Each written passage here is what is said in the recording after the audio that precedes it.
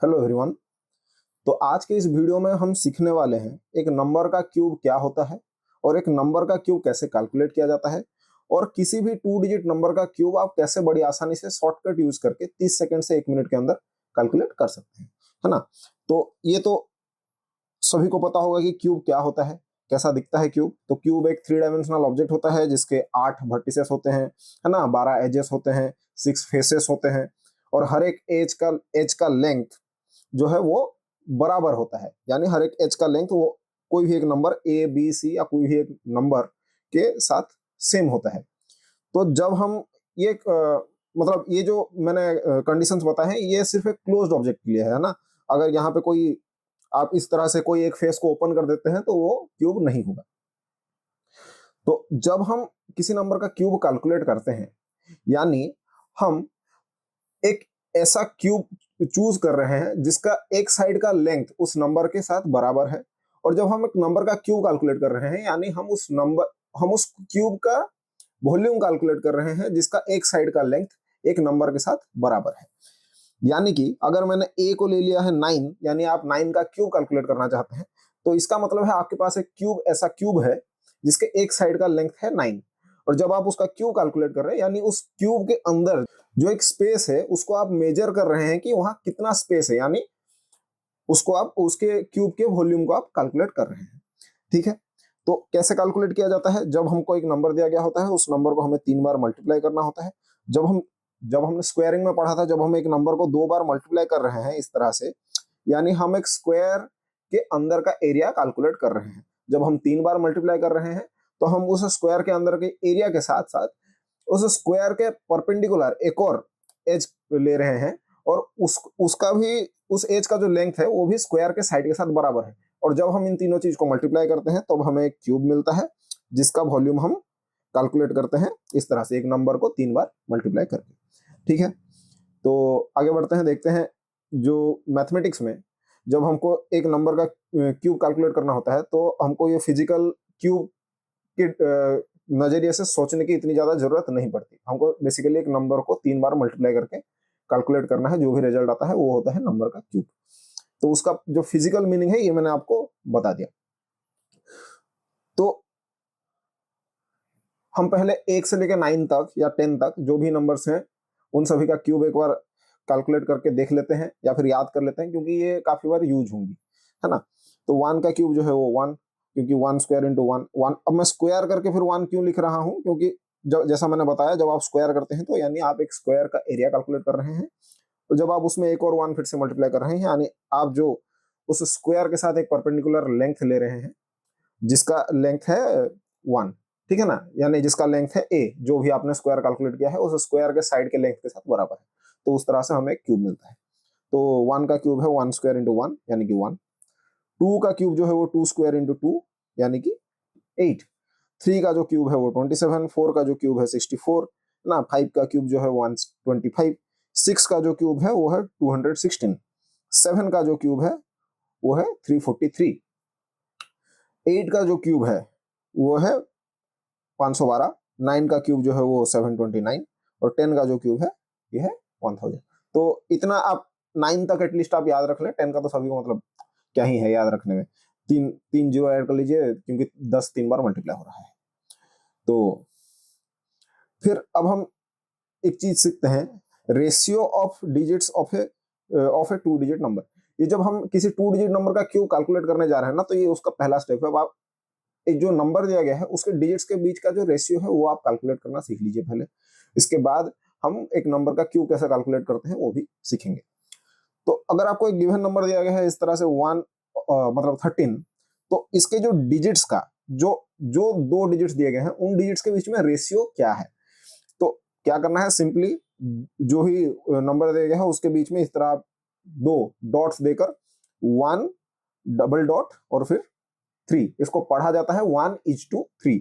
यानी 13 के जो 2 डिजिट्स हैं उन दोनों डिजिट्स का रेशियो जो है वो 1:3 है। अब ये रेशियो जिनको पता है वो बड़ी अच्छी बात है, जिनको नहीं पता है अब इस तरह से किसी भी 2 डिजिट्स का या किसी भी 2 नंबर का भी रेशियो, अगर आपको ए और बी का रेशियो कैलकुलेट करने बोला गया है तो आप उसको A:B इस तरह से लिख सकते हैं। तो वो जो है दोनों नंबर का रेशियो आपको मिल जाएगा। तो यहाँ हमारे पास 13 के जो 2 डिजिट्स हैं उसका रेशियो आ जाएगा 1:3। 27 का भी सेम है 2:7 है ना, 36 का भी 3:6, 92 का 9:2, 54 का 5:4। इस तरह से आप किसी भी 2 डिजिट नंबर के जो डिजिट्स हैं उनका रेशियो आप कैलकुलेट कर सकते हैं। अब क्या करना है, अब हमें करना है converting the ratio in the form of 1:x, यानी जो भी हमको रेशियो दिया गया था, अब 24 ले लीजिए, 24 का जो डिजिट्स के रेशियो है वो 2:4 आया, ये हमने कैलकुलेट करना सीख लिया। अब इसको कन्वर्ट करना है 1:x की फॉर्म में, यानी जो पहला डिजिट है यहाँ पे 2 है ना, 2 की जगह हमको लिखना है 1। तो अगर इसको मैं 1 कर देता हूं तो यहाँ पे राइट साइड में जो डिजिट है उसका वैल्यू क्या हो जाएगा, ये हमको कैलकुलेट करना है। अब उसका वैल्यू जो दिया है वो दिया है हमारे पास x, यानी x क्या होगा ये हमको देखना है। तो क्या करेंगे हम, जो भी डिजिट दिया गया है उसका आप रेसिप्रोकल ले लीजिए, यानी 1/2। अब 2 दिया है तो हम 1/2 मल्टीप्लाई कर देंगे 2 के साथ। अब 2 × 1/2 तो 1 आ जाएगा। अब क्योंकि हम 1/2 एक साइड मल्टीप्लाई कर रहे हैं तो 1/2 को हमें दूसरे साइड भी यानी राइट साइड भी मल्टीप्लाई करना होगा। तो जब हम 1/2 राइट साइड मल्टीप्लाई करेंगे तो हमारे पास आ जाएगा 1:, ये 4 पहले से था तो 4/2, तो ये आ जाएगा 1:2, यानी 2:4 जो रेशियो है उसमें उसको आपने कन्वर्ट कर दिया 1:x की फॉर्म में, जहां पे हमारे पास x आ गया है अब 2। ठीक है, तो वैसे ही अगर 37 दिया है तो आप 3:7 लिख सकते हैं। अब 3 का जो रेसिप्रोकल आएगा 1/3 आएगा, 1/3 को दोनों साइड मल्टीप्लाई करना है, तो 1/3 × 3 आ जाएगा 1, और ये 1/3 × 7 आ जाएगा 7/3। तब आप इसमें एक पैटर्न देखिए, आपको बेसिकली क्या ही करना है, जो भी नंबर लेफ्ट साइड में दिया गया है ना उसकी जगह पे आप लिख लीजिए 1, और उसको लेकर राइट साइड वाले नंबर के नीचे डिवाइड कर दीजिए। ठीक है, तो यहाँ पे जैसे 2:4 दिया था, अब 2 की जगह हमने लिख लिया 1, और 4 को हमने डिवाइड कर दिया इसी 2 से। ठीक है, तो 4/2, अब 4/2 जो भी आया सिंप्लीफाई हो सकता है तो ठीक, नहीं हो सकता है तो कोई जरूरत नहीं है और आगे सिंप्लीफाई करने की। वैसे ही जैसे 3:7 में 3 की जगह हमने लिख लिया 1 और 7 को हमने डिवाइड कर दिया 3 से, तो ये आ जाएगा 1:x की फॉर्म में रेशियो। और 7/3 तो आगे डिवाइड मतलब सिंप्लीफाई नहीं हो सकता है, तो हम इसी तरह से इसको छोड़ देंगे। तो वही बताया गया है, तो कोई भी अगर दो रेशियो दिया गया है a:b, तो उसको 1:x की फॉर्म में कैसे कन्वर्ट करना है कि by dividing b by a and writing 1:b by a and then simplifying b by a, यानी जो भी नंबर यहाँ पे b दिया गया था उसको आप a से डिवाइड करिए, और ये जो a है a की जगह पे आप लिख लीजिए 1, तो ये 1:b by a, इस तरह से ये आ जाएगा। और फिर अगर b by a सिंप्लीफाई हो सकता है तो सिंप्लीफाई कर लीजिए, नहीं हो सकता है तो कोई दिक्कत नहीं है। तो हम जो अब फॉर्मूला सीखने वाले हैं एक 2 डिजिट नंबर का क्यूब कैलकुलेट करने का। तो अब 2 डिजिट नंबर दिया है 23, 23 को हम क्या लिख सकते हैं, 20 + 3 इस तरह से लिख सकते हैं। तो 23 का जो क्यूब आएगा वो 20 + 3 का भी क्यूब होगा। ठीक है, कोई दिक्कत नहीं है इस चीज में। अब जिनको याद है a + b का क्यूब का फॉर्मूला वो आता है a³ + 3a² + 3ab² और b³ इस तरह से a + b का क्यूब आता है। जिनको नहीं आता है उनको मैंने बता दिया, आप ट्राई कर सकते हैं। a + b को आप 3 बार मल्टीप्लाई कीजिए, ब्रैकेट्स खोलिए, आपको यही रिजल्ट मिलेगा, a³ + 3a² + 3ab² + b³।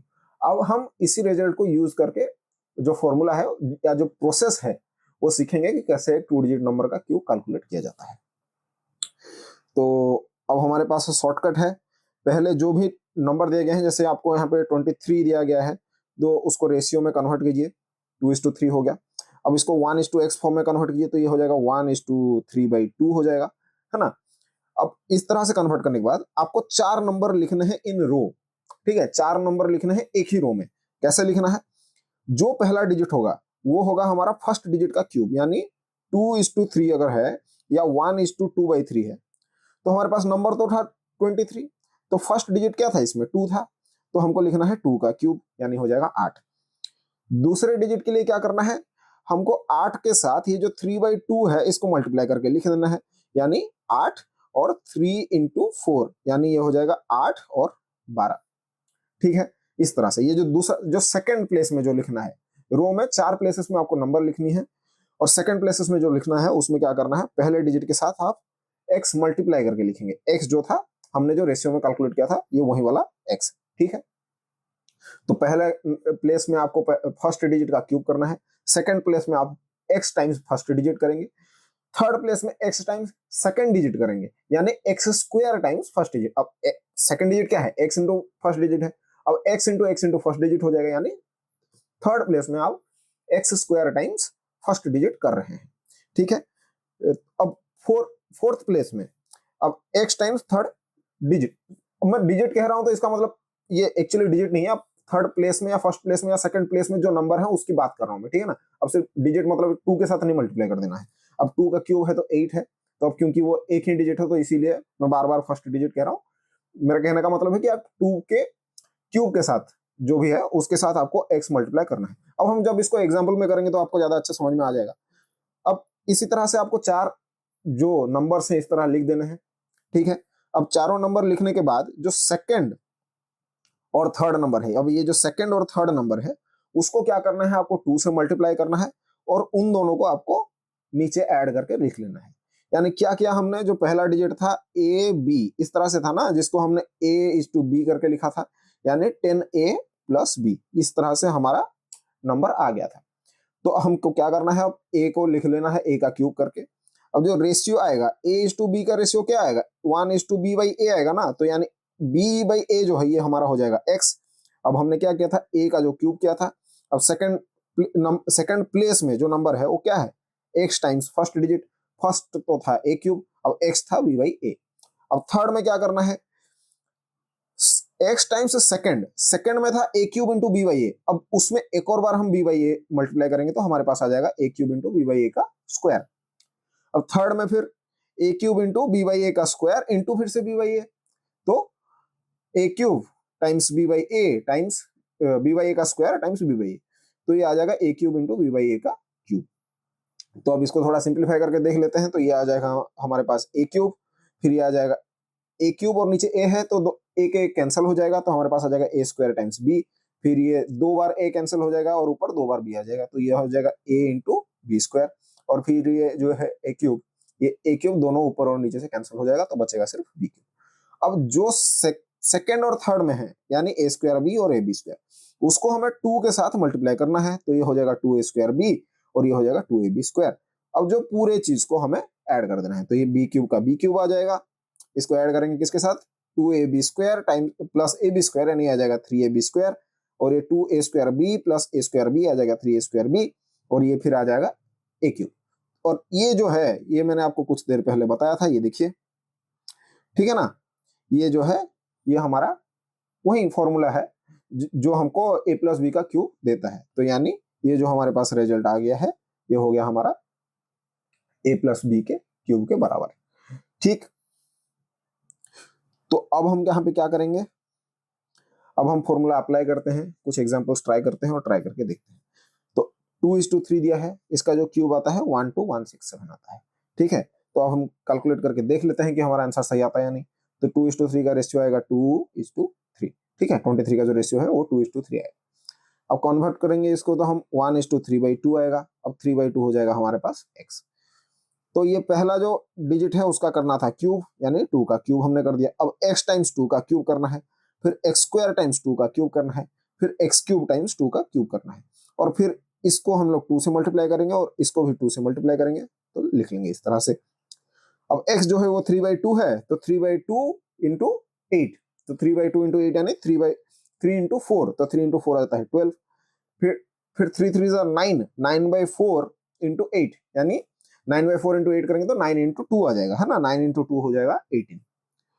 अब फिर 27/8 इंटू 2 का क्यूब यानी 8, अब 8 कैंसिल हो जाएगा तो 3 का क्यूब आ जाएगा, वो हो जाएगा 27। अब इसका ट्वाइस कर लेना है, यानी 12 का दुगना हो जाएगा 24, 18 का दुगना 36।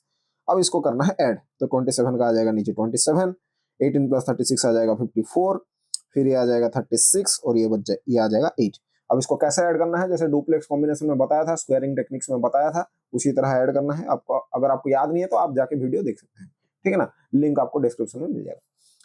तो 7 को रखना है यहाँ पे, ठीक है। जो बचा हुआ 2 है वो आगे जाकर ऐड हो जाएगा, यानी 54 + 2 हो जाएगा 56, जो बचा हुआ 5 है वो आगे जाकर ऐड हो जाएगा, 36 + 5 आ जाएगा 41, है ना। तो बचा हुआ जो 4 है वो 4 जाकर आगे ऐड हो जाएगा, यहाँ पे मैंने गलती से 3 लिख लिया है, इसको हम कर देते हैं 4, ठीक है। हाँ, तो अब ये 4 जो है ये 8 में ऐड हो जाएगा, तो ये आ जाएगा हमारे पास 12। तो इस तरह 12167 और देख सकते हैं 12167 सेम जो 23 का जो क्यूब है आप बड़ी आसानी से इस तरह से कैलकुलेट कर सकते हैं। 97 का क्यूब दिया है तो 912673 काफी बड़ा नंबर है। कैसे कैलकुलेट करना है, 9:7, ठीक है, कन्वर्ट कर देंगे 1:7/9, ये हो जाएगा हमारे पास x। तो 9 का जो क्यूब है वो 729, जिसको याद है वो ठीक ठीक है, नहीं याद है तो याद रख लीजिए। 9 का क्यूब है 729। अब 729 इंटू 7/9 ये आ जाएगा हमारे पास 567, ठीक है। अब फिर 567 इंटू 7/9 ये आ जाएगा 441। अब फिर से जब हम 7/9 मल्टीप्लाई करेंगे, यानी हम 7 का क्यूब कर रहे हैं, तो ये आ जाएगा 343। अब इसका दुगना करेंगे तो ये आ जाएगा 882, इसका दुगना करेंगे आ जाएगा 1134। अब इसको हम ऐड करेंगे तो आ जाएगा 343, है ना, 1323 और फिर ये 1701 और ये 729।